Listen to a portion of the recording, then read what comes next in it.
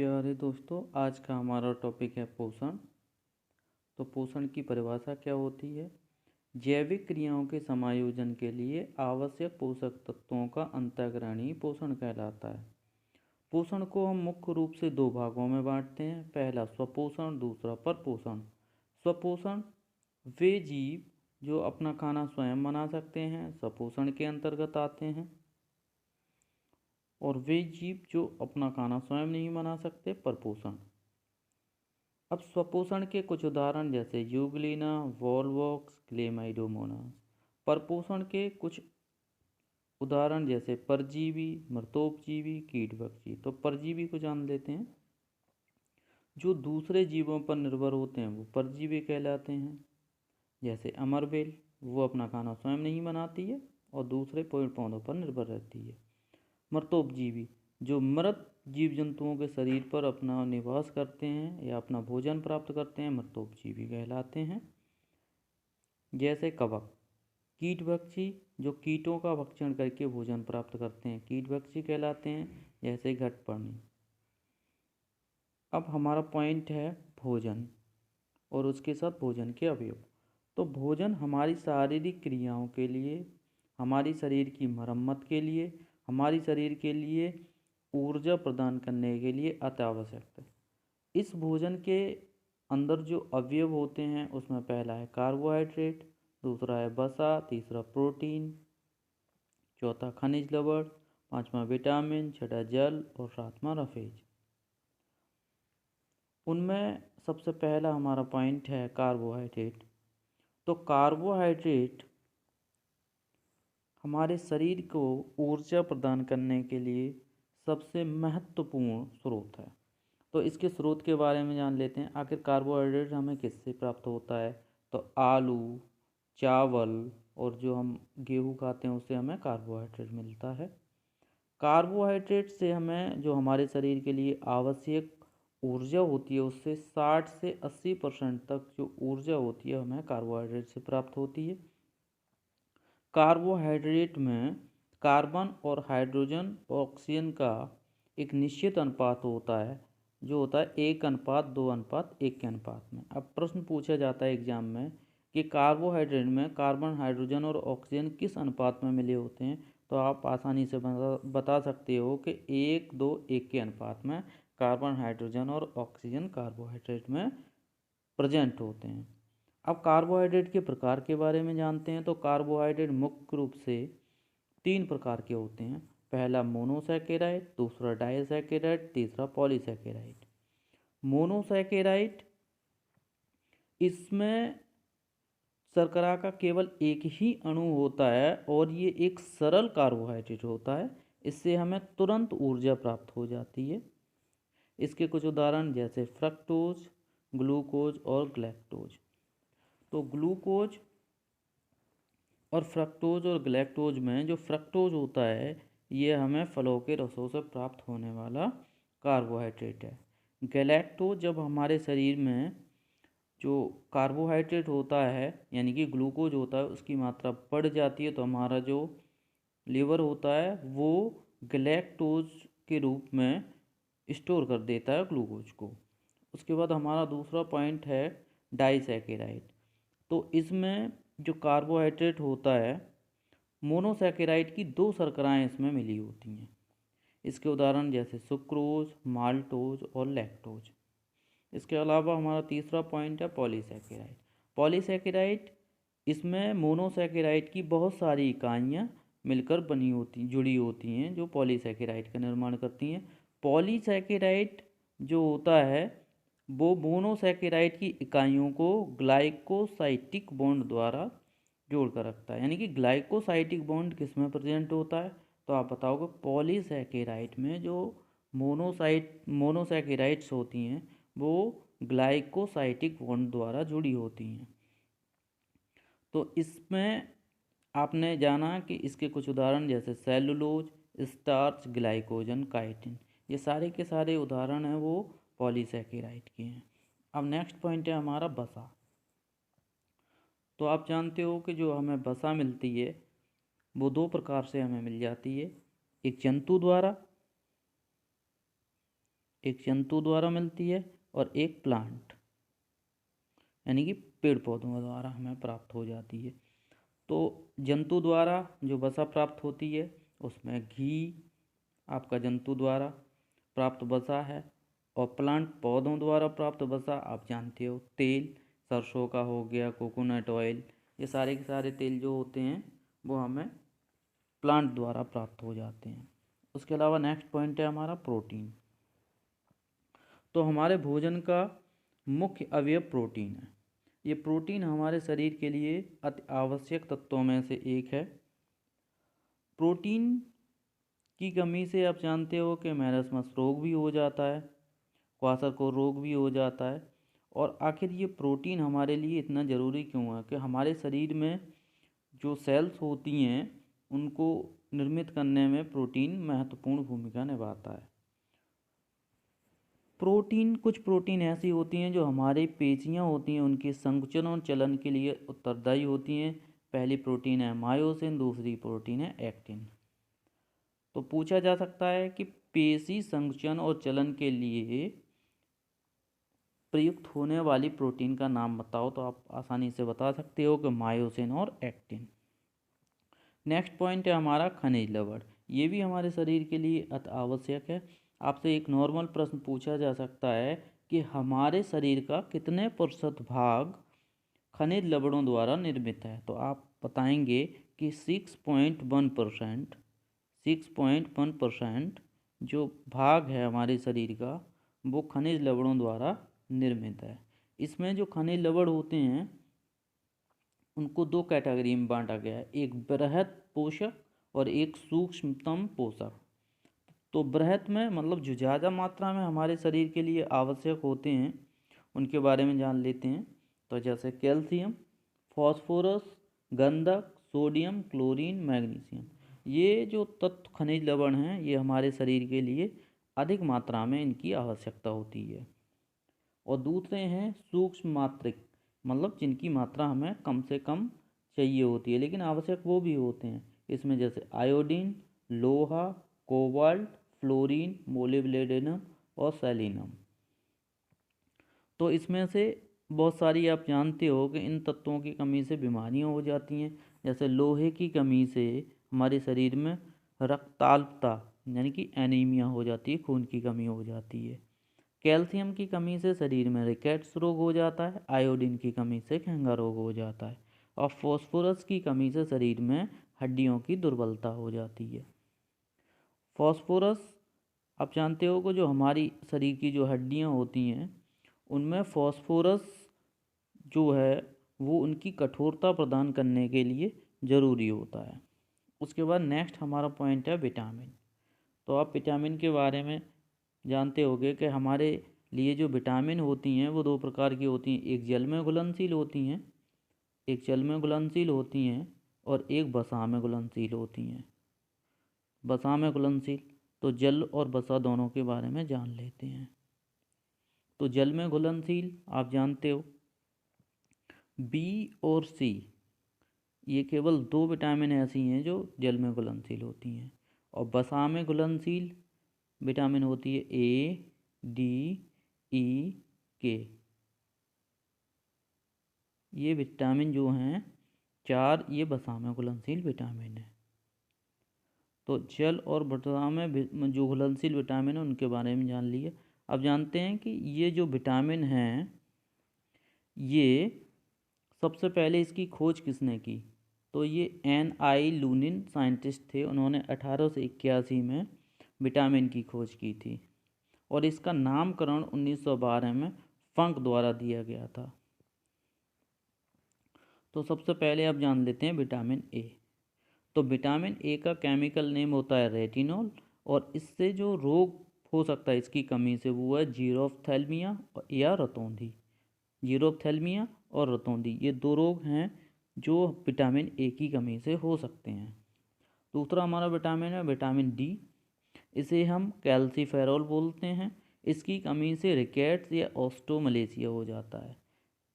अब एक प्रश्न आता है कि कौन सा विटामिन हमें सूर्य के प्रकाश से प्राप्त हो सकता है, तो आप बता सकते हो कि जो विटामिन डी है, ये हमें सूर्य के प्रकाश से भी प्राप्त हो सकता है।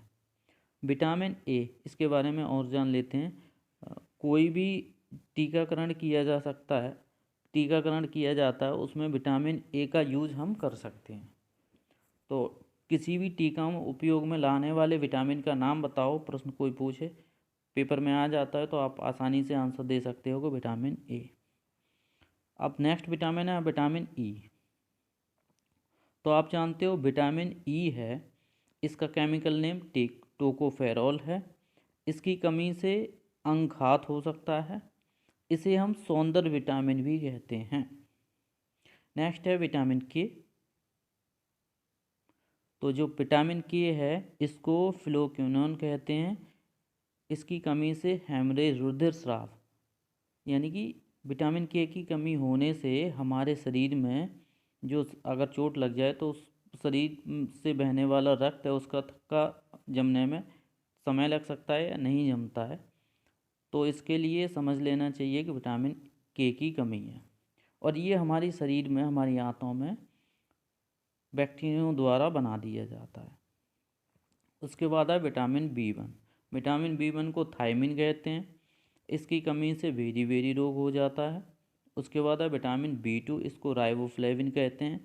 इससे कीलोसिस रोग हो जाता है। विटामिन बी 3, इसको पैंटोथेनिक, इससे रोग होता है डर्मेटाइटिस या पेलाग्रा। विटामिन बी 5, इसको निकोटिनिक बोलते हैं। इससे बाल सफ़ेद और मंदबुद्धि वाला रोग हो जाता है। उसके बाद नेक्स्ट विटामिन है हमारा विटामिन बी 6, इसको पायरिडॉक्सिन, इसका केमिकल नेम है, और इससे एनीमिया रोग हो जाता है। विटामिन बी 12, इसको साइनोकोबालैमिन बोला जाता है। इससे पर्सीनियस एमेनिया हो जाता है। विटामिन सी, आप इसको तो बहुत अच्छे से जानते होंगे, इसका केमिकल नेम है एस्कॉर्बिकम। इससे स्कर्वी रोग हो जाता है।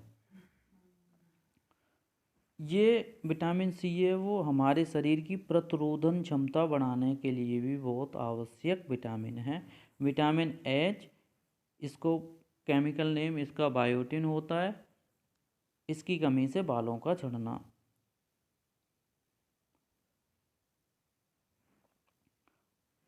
अब पूरे टॉपिक के बाद अब हम एक्सरसाइज सॉल्व करते हैं। तो हमारा पहला क्वेश्चन है, निम्नलिखित में से कौन सा जीव स्वपोषी नहीं है। स्वपोषी का मतलब वो अपना खाना स्वयं नहीं बना सकता।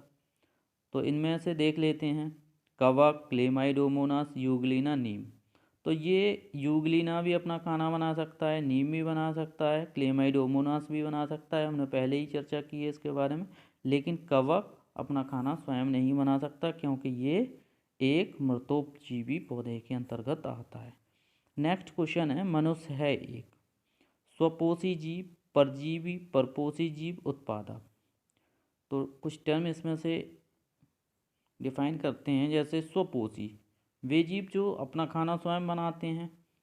तो मनुष्य तो अपना खाना स्वयं नहीं बना सकता, प्रकृति से कार्बन डाइऑक्साइड और जल और प्रकाश से। परजीवी, जो दूसरों पर निर्भर रहते हैं, वो परजीवी होते हैं। उत्पादक, जो प्रकृति से प्राप्त कार्बन डाइऑक्साइड, जल और सूर्य के प्रकाश से भोजन बनाते हैं, वो उत्पादक कहलाते हैं। तो इनमें से जो मनुष्य है एक, क्या बचा अब, एक परपोषी, मतलब दूसरों पर निर्भर रहने वाला। नेक्स्ट क्वेश्चन है हमारा, शरीर हित ऊर्जा का मुख्य स्रोत क्या है। तो ऊर्जा का मुख्य स्रोत कार्बोहाइड्रेट है। मैंने बताया था आपको कि जो हमारे शरीर के लिए आवश्यक ऊर्जा होती है, उसका 60 से 80% तक भाग कार्बोहाइड्रेट से प्राप्त होता है। निम्नलिखित में से कौन सी शर्करा मोनोसैकेराइड नहीं है। ये पूछा है, मोनोसैकेराइड नहीं है। तो लैक्टोज, ग्लूकोज, गैलेक्टोज, फ्रक्टोज। तो इसमें से जान लेते हैं कौन सी मोनोसैकेराइड शर्करा नहीं है। तो सेलुलोज मोनोसैकेराइड शर्करा नहीं है, बाकी की सारी मोनोसैकेराइड हैं। सेलुलोज की अधिक मात्रा होती है। तो सेलुलोज की अधिक मात्रा कपास में, कागज में, या एवी दोनों में, या नारियल में। तो सेलुलोज की अधिक मात्रा कपास और कागज़ दोनों में होती है, यानी कि सेलुलोज से निर्मित कपास भी होती है और कागज़ भी होता है। नेक्स्ट क्वेश्चन है हमारा, इन्युलिन या डेहलिया मंड एक कार्बोहाइड्रेट है जो बना होता है, तो ये फ्रक्टोज इकाइयों का बना होता है। नेक्स्ट क्वेश्चन है, मधुमक्खी से प्राप्त होने वाला मोम है, तो मधुमक्खी से प्राप्त होने वाला मोम एक वसा है। नेक्स्ट क्वेश्चन है, वसा का संग्रहण होता है या संग्रह होता है, तो वसा का जो संग्रह होता है वो एडिपोज ऊतकों में होता है। नेक्स्ट क्वेश्चन है हमारा कि रेशम मुख्यतः बना होता है, तो रेशम कीट बनाता है और ये प्रोटीन से बना होता है। और रेशम के उत्पादन की जो विधि होती है, मतलब रेशम पालन जिसमें किया जाता है, रेशम के कीट पालन को, उसको सेरीकल्चर बोलते हैं, उसको बोलते हैं सेरीकल्चर। ये पूछ लिया जाता है। नेक्स्ट क्वेश्चन है हमारा, निम्नलिखित में से किस पदार्थ को जंतु स्टार्च कहा जाता है, तो जो जंतु स्टार्च कहा जाता है वो जंतु स्टार्च ग्लाइकोजन को इसलिए कहा जाता है कि जो हमारे शरीर में कार्बोहाइड्रेट होता है, ग्लूकोज होता है, जब हमारे शरीर में इसकी ज़्यादा मात्रा हो जाती है तो हमारा जो लीवर होता है उसको ग्लूकोज को ग्लाइकोजन की फॉर्म में स्टोर कर देता है। नेक्स्ट है हमारा क्वेश्चन नंबर 12, वसा के प्रत्येक ग्राम मोल में कितनी ऊर्जा निकलती है, यानी कि 1 ग्राम वसा का यूज अगर हम करेंगे तो उससे हमें कितनी ऊर्जा प्राप्त होगी, तो हमें 9.3 अप्रॉक्स लगभग 9.3 किलो कैलोरी ऊर्जा प्राप्त हो सकती है। नेक्स्ट क्वेश्चन है, निम्नलिखित में से कौन सी पॉलीसेकेराइड संरचनात्मक पॉलीसेकेराइड कहलाती है, तो पॉलीसेकेराइड इसमें से सेलुलोज और काइटिन, ये दोनों की दोनों पॉलीसेकेराइड्स के उदाहरण हैं। निम्नलिखित में से कौन सा एक अवयव वसा अम्ल नहीं है, तो इसमें से वसा अम्ल पामेटिक अम्ल ये एक वसा अम्ल नहीं है। नेक्स्ट है, सर्वाधिक ऊर्जा उत्पन्न होती है, तो सर्वाधिक ऊर्जा किससे उत्पन्न होती है, तो सर्वाधिक जो ऊर्जा होती है वो वसा से होती है। अभी हमने देखा 9.3 किलो कैलोरी हमें ऊर्जा प्राप्त हो जाती है वसा से। नेक्स्ट क्वेश्चन है, निम्न विटामिन शब्द प्रतिपादित किया था, तो विटामिन शब्द किसने प्रतिपादित किया था, फुंक ने किया था। कब किया था, 1912 में। नेक्स्ट क्वेश्चन है, निम्नलिखित में से कौन सा रोग विटामिन ए की कमी से होता है, तो हमने बताया था विटामिन ए की कमी से कौन सा रोग होता है, और इसमें पूछा है नहीं होता है, तो नहीं होता है, तो इनमें से कौन सा रोग नहीं होता है, रिकेट्स। नेक्स्ट क्वेश्चन है, दांतों एवं अस्थियों में विकृति किसकी अधिकता के कारण उत्पन्न होती है, तो फ्लोरीन की अधिकता के कारण दांतों में विकृति उत्पन्न हो सकती है। नेक्स्ट क्वेश्चन है हमारा, आयोडीन युक्त नमक के सेवन से निम्नलिखित में से कौन से रोग की संभावना कम होती है, तो आयोडीन की कमी से घेंघा रोग हो जाता है, तो इसी की संभावना इससे कम होगी। रुधिर की सामान्य शर्करा है, तो रुधिर में जो शर्करा होती है वो ग्लूकोज होता है, तो रुधिर की सामान्य शर्करा क्या होगी, ग्लूकोज। नेक्स्ट क्वेश्चन है हमारा, नेक्स्ट क्वेश्चन 21, अमीनो अम्लों की अतिरिक्त मात्रा का संग्रह होता है, तो अमीनो अम्लों की अधिक मात्रा का संग्रह इनमें से किसी में नहीं होता है, यकृत, हृदय, वृक्क इसमें से किसी में नहीं होता है। रुधिर स्कंदन हेतु आवश्यक विटामिन है, मतलब रुधिर का स्कंदन मतलब थक्का जमने के लिए आवश्यक विटामिन कौन सी है, तो vitamin A, vitamin E, vitamin B या विटामिन के, इसमें से विटामिन के आवश्यक विटामिन है रुधिर स्कंदन के लिए। घेंघा रोग किसकी कमी से होता है, तो घेंघा रोग जो होता है वो आयोडीन की कमी से होता है। रुधिर वाहिनियों में रुधिर स्राव तथा फटना रोका जा सकता है, तो रुधिर वाहिनियों में रुधिर स्राव या फटना किसके द्वारा रोका जा सकता है, विटामिन के द्वारा रोका जा सकता है। नेक्स्ट है दूध का स्कंदन होता है। तो दूध का जो स्कंदन होता है वो रेनिन एंजाइम द्वारा होता है। तो ये 6 साल के जो बच्चे होते हैं उनमें रेनिन की मात्रा सर्वाधिक होती है। जैसे जैसे बड़े होते जाते हैं रेनिन की मात्रा शरीर से कम होती जाती है। नेक्स्ट हमारा क्वेश्चन है निम्नलिखित में से कौन सा विटामिन नहीं है। तो नेक्स्ट में से विटामिन कौन सा नहीं है। तो फोलिक एसिड है, निकोटिनिक अम्ल है, एस्कॉर्बिक है, लेकिन लैक्टिक अम्ल नहीं है, क्योंकि ये जो दूध होता है हमारी उसकी विटामिन को लैक्टिक उसमें प्रेजेंट होता है, और लैक्टिक अम्ल मुख्य रूप से दही में प्राप्त होता है। नेक्स्ट है किसको सूक्ष्म मात्रा में न लेने पर मनुष्य जीवित नहीं रह सकता। तो इसमें से जो खनिज लवण हैं, खनिज होते हैं, उनको अगर हम सूक्ष्म मात्रा में नहीं लेंगे तो इससे मृत्यु हो सकती है। निम्नलिखित में से विटामिन तथा उसकी कमी से होने वाले रोगों का सही युग्म नहीं है। तो इसमें से आप जानते हो कि विटामिन ए की कमी से रतौंधी होता है, बिल्कुल सही है। विटामिन B1 की कमी से पैलाग्रा, ये नहीं, बेरी बेरी होता है, तो यही हमारा आंसर सही है। इसमें गलत युग्म पूछा है तो यही हमारा गलत है। नेक्स्ट है गाय का दूध माँ के दूध के समान माना जाता है क्योंकि इसमें देख लेते हैं कौन कौन से विकल्प हैं। क्योंकि इसमें अधिक वसा तथा अधिक लिपिड होते हैं। दूसरा, इसमें कम वसा तथा कम लिपिड होते हैं। तीसरा, इसमें कम वसा तथा अधिक लिपिड होते हैं। इसमें अधिक वसा तथा कम लिपिड होते हैं। तो इसका करेक्ट आंसर है इसमें कम वसा और कम लिपिड होते हैं, इसलिए इसको माँ के दूध के समान बोला जाता है। शहद में अत्यधिक प्रतिशत होती है। तो शहद में अत्यधिक प्रतिशत किसकी होती है। तो शहद में अत्यधिक जो प्रतिशत होती है वो सुक्रोज की होती है। नेक्स्ट हमारा क्वेश्चन है संतरा प्रमुख स्रोत है। तो संतरा खट्टे फलों में आता है और खट्टे फल विटामिन सी का स्रोत होते हैं। विटामिन शब्द के प्रतिपादक, तो प्रतिपादक लोनिन फुंग। नेक्स्ट हमारा क्वेश्चन है निम्नलिखित में से कौन सा विटामिन बैक्टीरिया द्वारा आंत में स्रावित होता है। तो हम बता चुके हैं कि जो विटामिन के होता है वो बैक्टीरिया द्वारा हमारी आंतों में निर्मित होता है। यही थे आज के हमारे साइंस के इम्पोर्टेंट प्रश्न। वीडियो देखने के लिए आपका बहुत बहुत धन्यवाद।